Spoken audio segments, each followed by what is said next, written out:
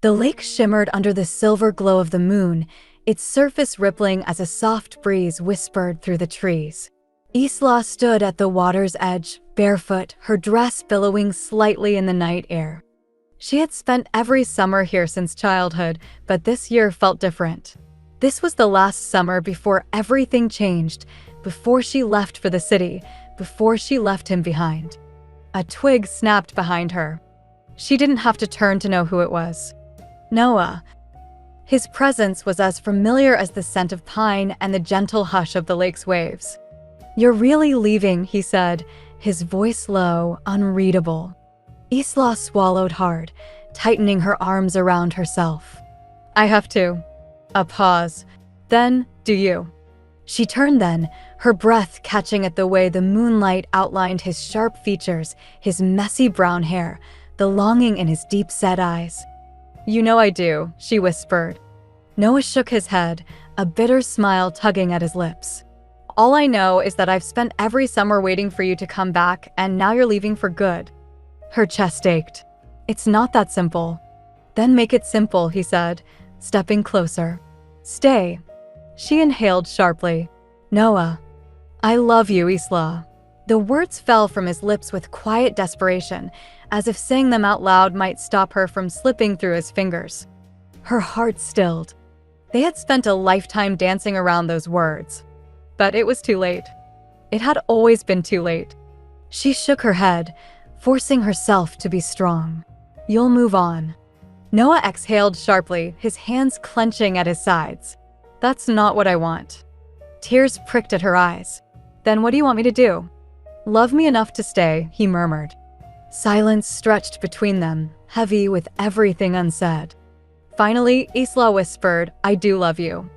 Hope flickered in his eyes. But then she took a step back. "And that's why I have to go." Noah's face fell. The stars above seemed to blur as Isla turned away, stepping onto the wooden dock. She didn't look back, because if she did, she might never leave. The wooden planks creaked under Isla's feet as she walked onto the dock, the water beneath her shimmering with the reflection of the moon. Her heart ached with every step, but she forced herself to keep going. Behind her, Noah stood frozen at the shoreline, watching her leave. She had spent her whole life dreaming of leaving this town, of making something of herself beyond the endless summers and lazy afternoons by the lake. So why did it feel like every step away from him was a mistake? "Isla," Noah called, his voice rough. She stopped at the edge of the dock, fingers trembling as she gripped the wooden railing. "Tell me you don't love me, and I'll let you go." Her breath hitched. She turned slightly, just enough to see him in her peripheral vision. The moonlight cast soft shadows over his face, but she could still see the pain in his eyes. "I already told you," she whispered. "I love you." "Then why are you leaving?" His voice cracked. Tears burned at the back of her throat. "Because loving you isn't enough." The words felt like a betrayal to her own heart.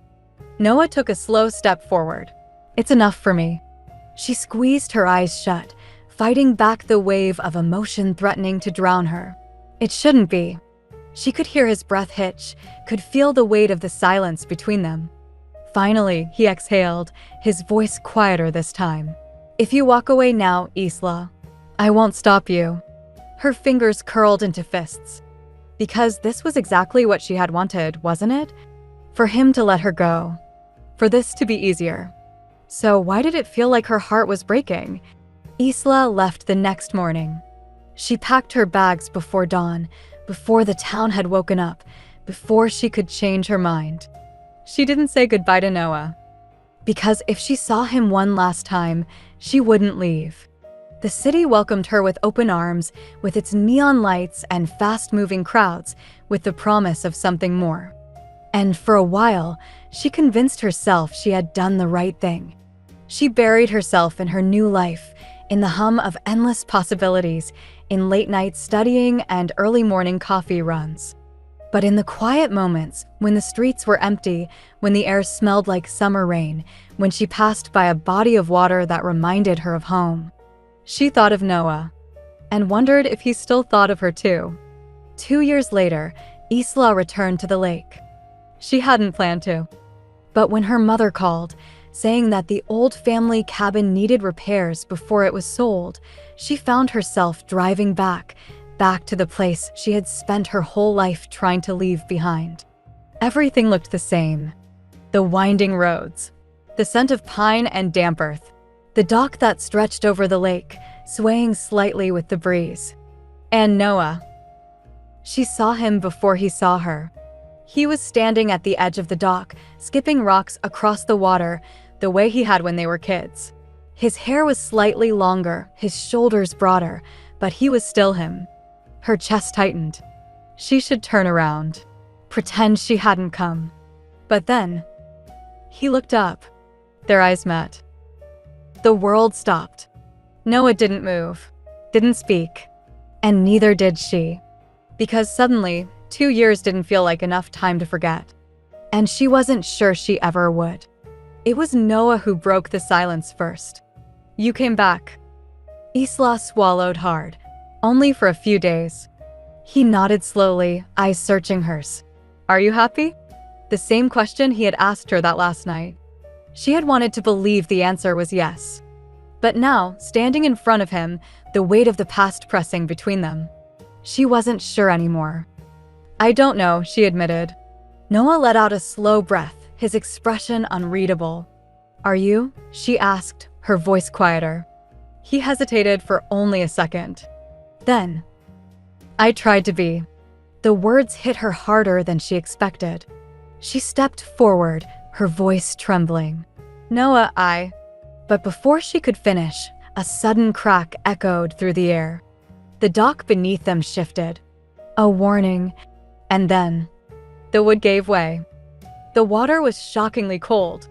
Isla gasped as she plunged beneath the surface, her limbs flailing. For a moment, all she could hear was the rush of water in her ears, the weight of her dress pulling her down. And then, strong hands grabbed her. Noah. He pulled her up, his grip firm around her wrist as they broke through the surface, gasping for air. Are you okay? He asked, breathless. She coughed, nodding frantically, her heart hammering. Why, yeah. A laugh, relieved, disbelieving, escaped his lips. Then, suddenly, she was laughing too. Because somehow, after everything, after 2 years of distance, of aching silence, of everything they had lost, they were here, drenched, laughing, together. Noah shook his head, still catching his breath. You always did have a way of making an entrance. She rolled her eyes. Oh, shut up. He grinned. And just like that, it was them again. The ache in her chest softened. For the first time in a long time, Isla felt light. No expectations, no pressure, just possibility.